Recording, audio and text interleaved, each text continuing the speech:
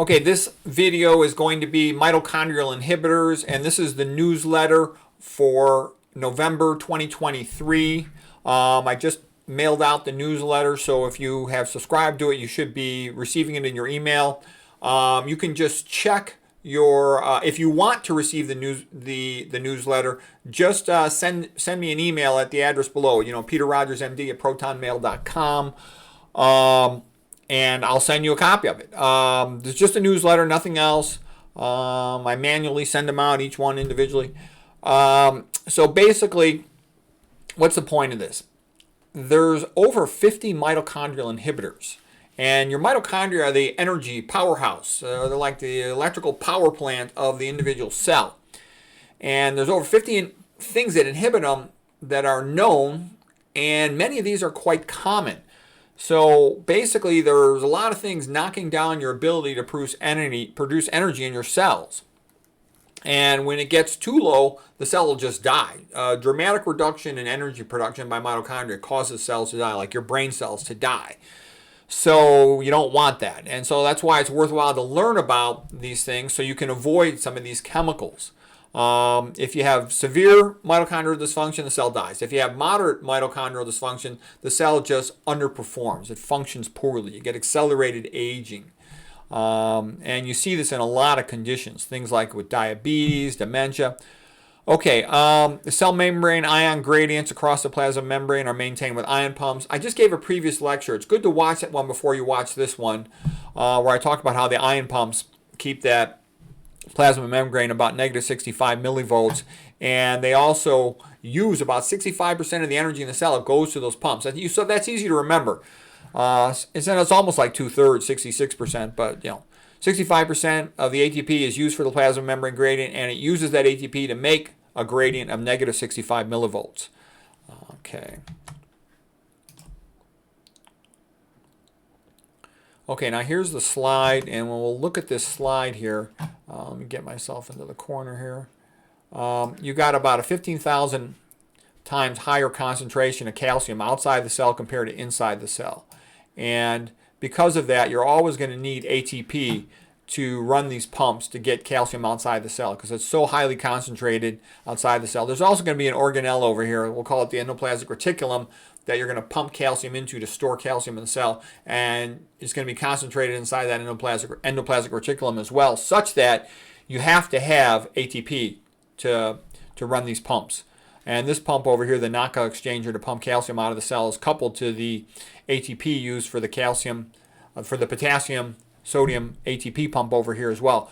The bottom line is you need ATP energy to pump calcium out. That's what you have to know that.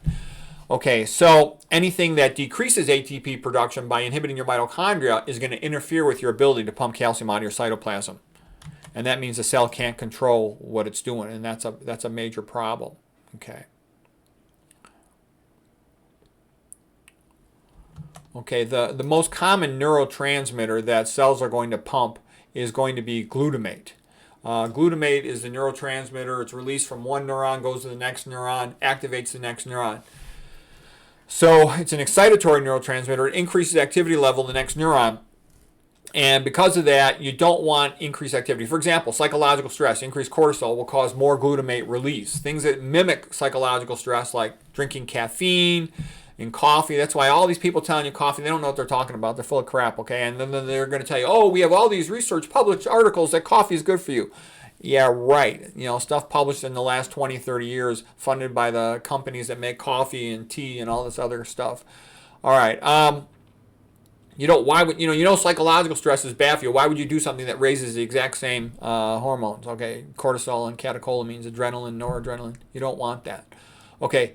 And then I'm going to get into things like MSG, the flavorant. It's tastes like salt. Just makes things taste good, and that can potentially increase your neuronal cytoplasm, your neuronal calcium, and also your glutamate going across your synapses. It'll have a similar effect. Glyphosate, the thing sprayed on the non-organic crops like the non-organic soy, for example, also is an excitatory.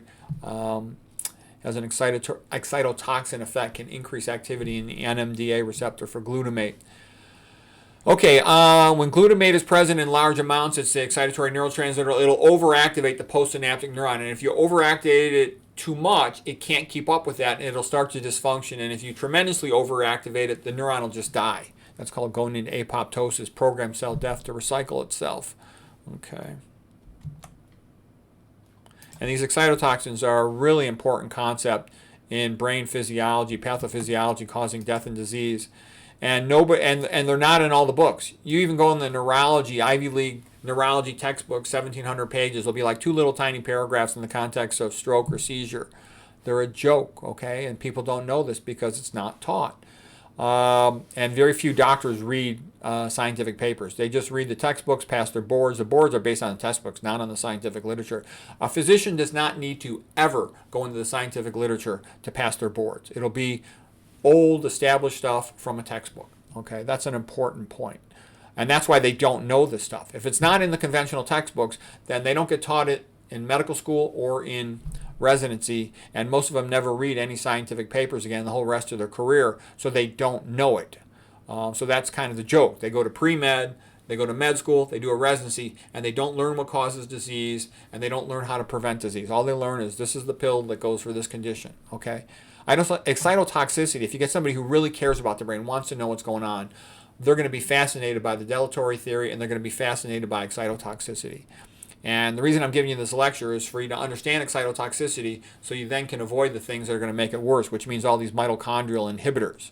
Okay, and it's normal to have some excitatory neurotransmitter glutamate. It's important for learning and for memory. Okay, and another thing too, if you go to the college and the medical school biochemistry textbooks, I was like, just about the best biochemistry medical student in the whole United States when I was in medical school. And I can tell you, I went through that book backwards and forwards and through several different copies of the textbooks. Never in my whole career do I remember ever learning anything about mitochondrial inhibitors. And I talked to a whole bunch of other doctors. And as a matter of fact, I was talking to these doctors who are the best researchers in the world in their areas. I'm friends with them, okay? They never heard of mitochondrial inhibitors, okay? It is simply not on the awareness, consciousness, the radar of MDs, MD PhDs. They don't know this stuff, okay? And this is like just about one of the most important things you could know about the brain, okay? So I understood that mitochondrial inhibitors were a big deal. And I had read a lot about what causes dementia, what optimizes cognitive function.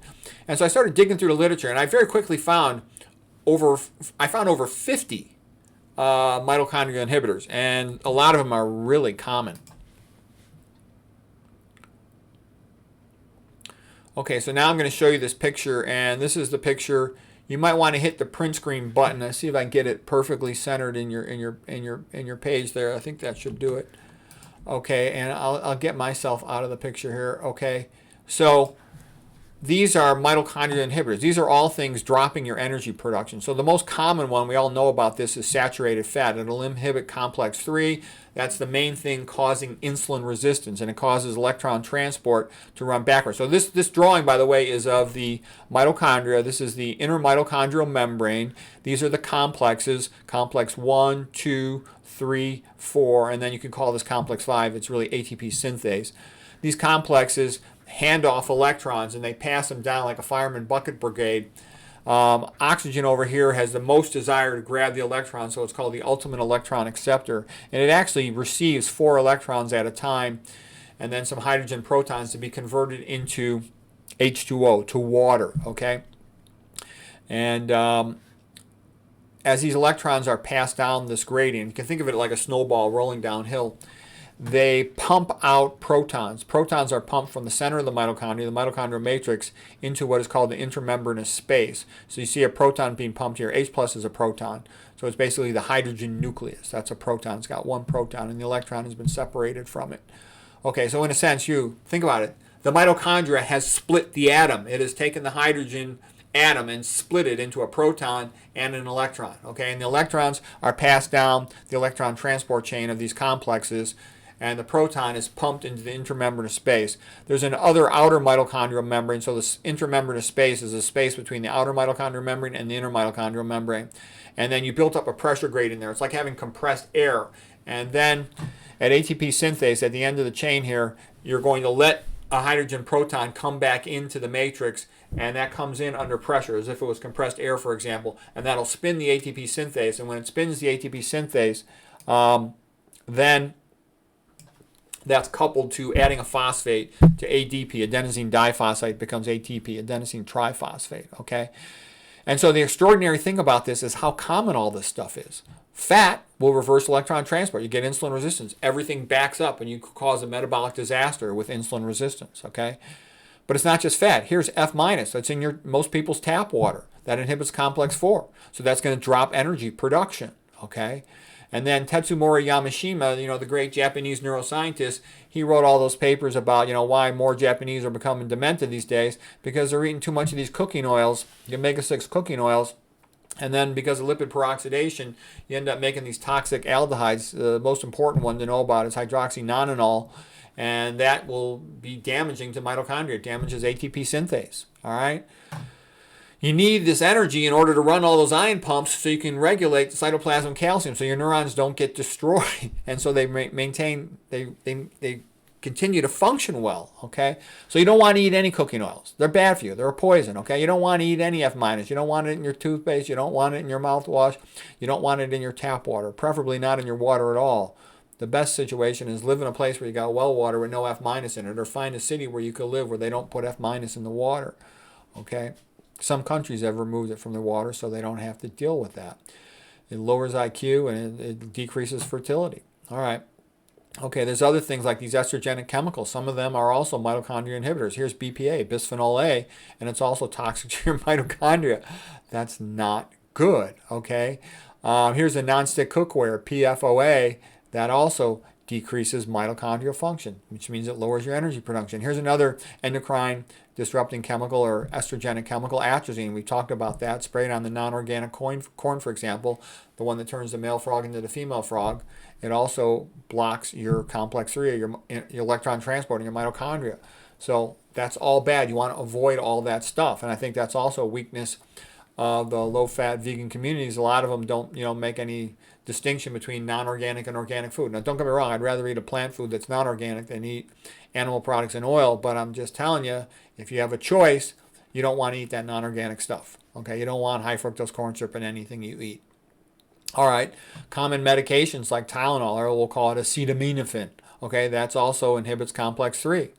Not good. You can also say, let's say you have a diabetic and they're having a hard time getting their glucose under control. Well, gee, you don't want any of this stuff inhibiting your mitochondria. First of all, of course, lower your dietary fat, but you should also lower your dietary sodium, get that optimized, more potassium and magnesium. It's a long story, but they will affect your cytoplasmic calcium concentration as well. So I'm not going to get into all the details of that. It's a whole big other topic. I've talked about insulin resistance in other lectures and hypertension in other lectures. But I'm making the point here about stacking up the straws on the camel's back until it breaks. You hit a threshold and you start destroying cells and losing cells. And the way you avoid that is you can avoid all this. You can avoid atrazine. You can avoid F minus. You can avoid cooking oils and H&E, hydroxynonenal. Okay. Let's see, what are some of the other things here that are common? We talked about GP, glyphosate, and that's sprayed on the non-organic soy. That's also a mitochondria inhibitor. You want to avoid that stuff. It's also sprayed on other non-organic foods. It's sprayed on non-organic oats. It's sprayed on non-organic beans. So that's why you want to get organic on your beans and your oats, your oatmeal, for example. Okay, and you want to avoid, let's say, like I would only eat plain organic oatmeal because all the non-plain oatmeals, they tend to have sweeteners in there and natural flavors, things like MSG. So then you're going to get the stimulant effect, which is going to be overactivating your neurons. So you're going to require more ATPs to get the calcium concentration in the cytoplasm under control. So those things are all connected. Now here's some things that people don't know. Statins also decrease the function of coenzyme Q. So that's why I kind of laugh. Like the typical fat, stupid person who I talk to, in their 60s, they'll tell me, oh, they're on a statin for their cholesterol. They're taking metformin for their pre-diabetes. And I'm like, great, you're a real genius, okay? And they eat non-organic food. So they're blocking electron transport with statins. They're blocking it with glyphosate. They're blocking it with metformin, okay? Even, the hypertension medicine, furosemide, Lasix, the water pill, diuretic. That's a mitochondria inhibitor as well. Great. Okay, then the other thing that's a big joke in conventional medicine is all these psychiatric medicines. I'll have a reference at the end. When you look it up, you're just going to laugh. Let's see what Escitalopram, SSRI, selective serotonin reuptake inhibitor. It's a mitochondrial inhibitor. Trazodone, another antidepressant, mitochondrial inhibitor. Prozac is also damaging. Fluoxetine to mitochondrial function.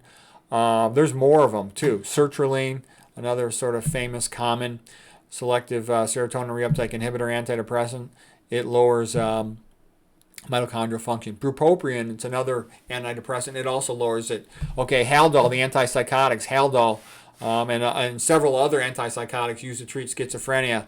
They also block mitochondrial function. So that's why I've told you is almost all those psychiatric medicines, if you study them, you'll be amazed. They damage mitochondria, and they're a slow, progressive chemical lobotomy to make people stupid. Okay, psychiatry is kind of a big joke. Okay, and there's like I've had a psychiatrist get mad at me. Don't get me wrong. I know some psychiatrists who I really like. They're real smart and they're very nice.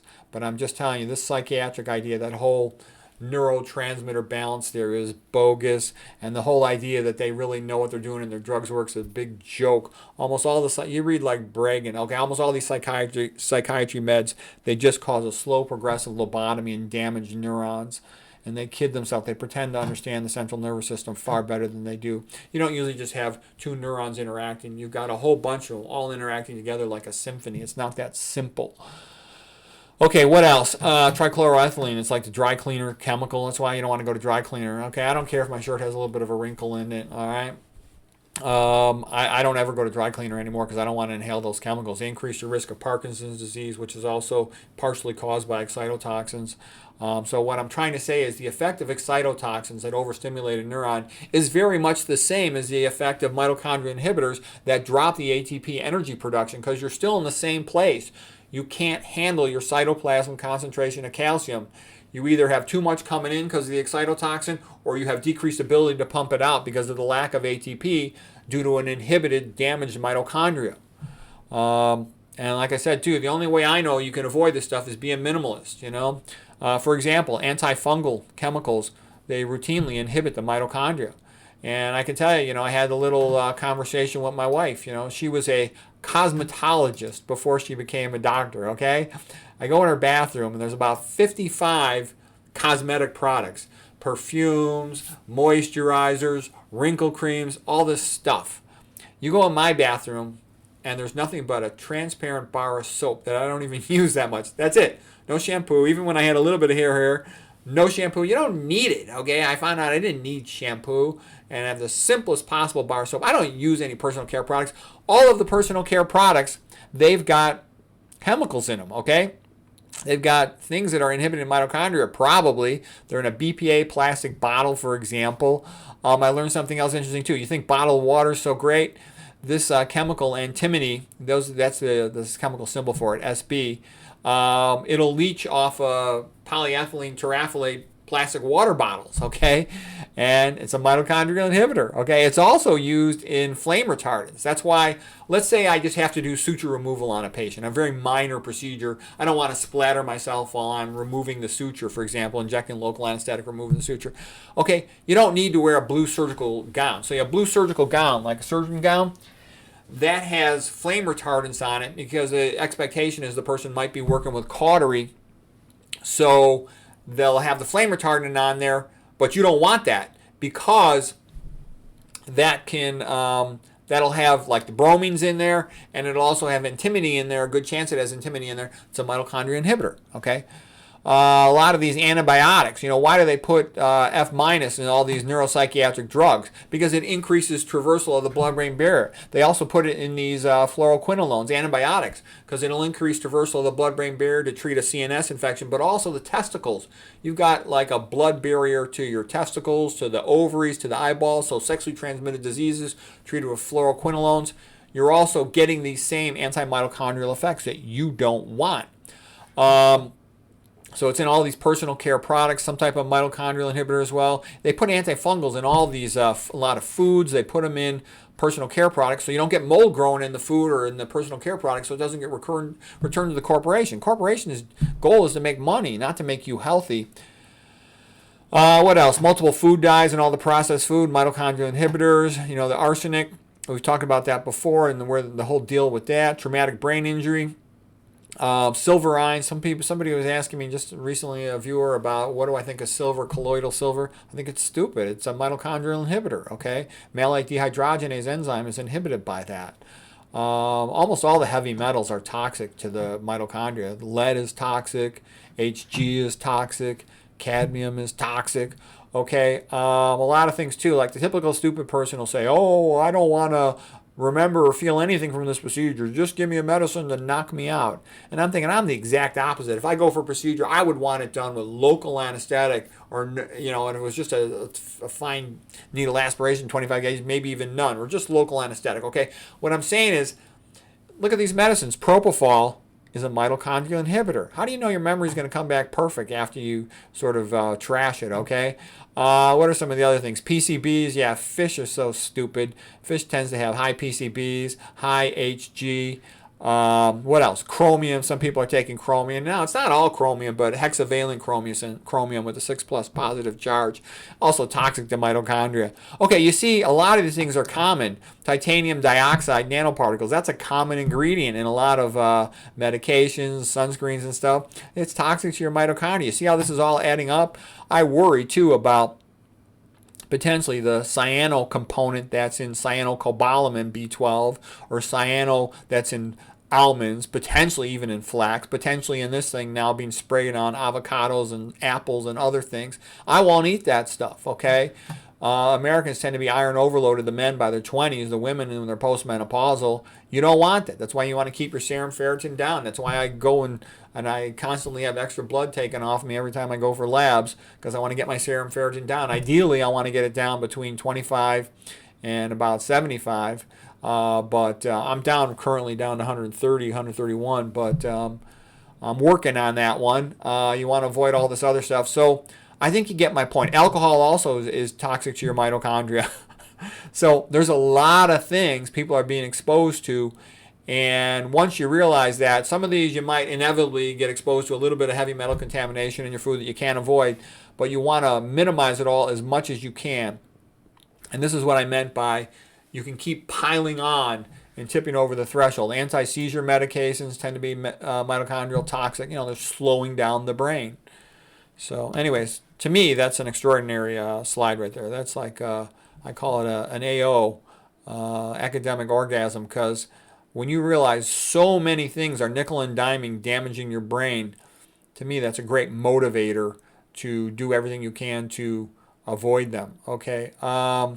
And that was kind of a bit of a shock. All these antidepressants, they're all damaging your mitochondria, okay? Look at them. There's a whole bunch of them. Fluoxetine, escitalopram, sertraline, trazodone, bupropion, and I'm sure there's a bunch of other ones. Those are just the ones that were discussed in the articles that I read. We talked about calcium being the key ion, turns things on and off. Let's see what else we got here. Let's see, all these things that'll increase calcium. Okay.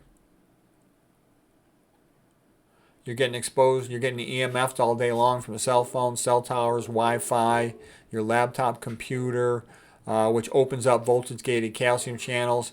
Let me make sure I'm still in the right spot here. Yeah, dietary flavor enhancers. Let's see, what else? We talked about the glyphosate on non-organic food. We talked about the calcium pump to pump it into the endoplasmic reticulum of the neuron, requiring ATP. So you need those mitochondria function, otherwise your calcium just keeps drifting up. Okay, it's called SERCA, sarcoplasm endoplasmic reticulum calcium ATPase, because of the word sarcoplasm comes from it's being part of muscle. That's what they call it in the muscle. They call it sarcoplasm rather than just endoplasmic reticulum. Okay.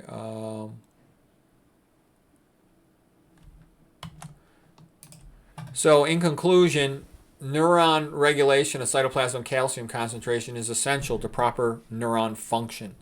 And all the pumps that have to pump it out, they all need ATP. So if your mitochondria are inhibited, you can't make all the ATP you need to make, and that means your neurons are not going to function at their optimal level. And if it really gets out of hand, your neurons are just going to start dying left and right, and you're going to get stupider and stupider. And that is the average fate of the typical American after 55 is cognitively slow. You know, it's sad, but basically You're being exposed to brain toxins in all your food, in your water, in your air, uh, in your electronic environment. I mean, I feel sorry for people. Okay, here's some references. This is the Michael Brownlee paper, the best paper ever written about diabetes, showing how fat inhibits electron transport, especially complex 3. Here's a paper showing about synthetic food dyes inhibits mitochondria. This guy did a lot of the pioneering research on excitotoxicity. Dennis Choi, he's interviewed on some videos. The Mark Madsen podcast has interviews with him, and he's good. He's nice. You know, he'll tell you the basic scoop of excitotoxicity. He's pretty conventional in his mindset, though. He's not going to get into a lot of variety stuff, but he's smart. He's nice. He'll tell you the truth. Here's the PFOA stuff and how that's toxic to mitochondria. Here's how mitochondria is, another paper showing its major role in insulin resistance. Yeah, it's the main point. Here's one about furosemide Lasix, the water pill causing mitochondrial damage and neurodegeneration. Great. Here's one paper showing chromium hexavalent with the 6+. It's a transitional metal, has a variable valence that also is toxic to mitochondria. Antimony leaching from polyethylene terephthalate water bottles. Great. Mitochondrial oxidative stress was the reason for apoptosis by a whole bunch of different heavy metals. This paper was interesting. There's a whole bunch of heavy metals that'll cause damage to the mitochondria. And we just talked about a whole bunch of them. Lead, Hg, cadmium. Okay, let's see, different types. Oh yeah, there's another paper showing how a whole bunch of SSRIs as well as other antidepressants, bupropion and trazodone, they're somewhat similar to the SRIs. They're all toxic to mitochondria. Fluoxetine is Prozac, toxic to mitochondria. Great. Another paper showing how fluoxetine can cause necrosis of cells. Oh, this was funny. It's in an onco-target journal. This is in a cancer chemotherapy journal. So here's what's funny. So some poor bastard, they're not feeling well. They're depressed. They go, oh, some psychiatrist says, take this pill. It's an antidepressant. And meanwhile, the chemotherapy doctor is writing articles saying, this pill kills cells. It kills cells. This is what we need to use to treat cancer. So they're giving the people a drug that kills cells. It's toxic, okay? It's freaking toxic. I've given a whole bunch of lectures on food and mood, and obviously depression's a complex thing. But the point I'm saying is this idea of take some powerful drug that's, that has excitotoxic effects, mitochondrial toxic effects. You think that's going to help your depression to give yourself a slow chemical lobotomy? Yeah, right. Anyways, this was a newsletter for this month. And the whole point of it was to help you realize you want to avoid these mitochondria inhibitors that can help maintain your health. And you want to decrease your brain noise. Like Michael Merzenich said, how do you improve a brain? You train it. If you want to be good at playing piano, you practice every day. And then how do you make a brain worse? You add noise. Well, all these things are adding noise. So you want to avoid the noise. Like, for example, I wear ear protectors when I'm trying to study and concentrate. The house is noisy. I avoid all these things. Caffeine, other stimulants, alcohol, any food with MSG in it. I got my water filtered. Because I want to avoid all these things so my brain cells function well. And, I'm 60 years old. I can concentrate 12 hours in a row and write all these books, make all these videos. I've made over 1,000 videos in just, what has it been, about, I've only been doing this now about 2-3 years, 2.5 years. I don't think it's been that long. So what I'm trying to say is anybody could do this if they just keep themselves healthy, focus on what they're doing, and, hopefully it'll be helping everybody. Hope so.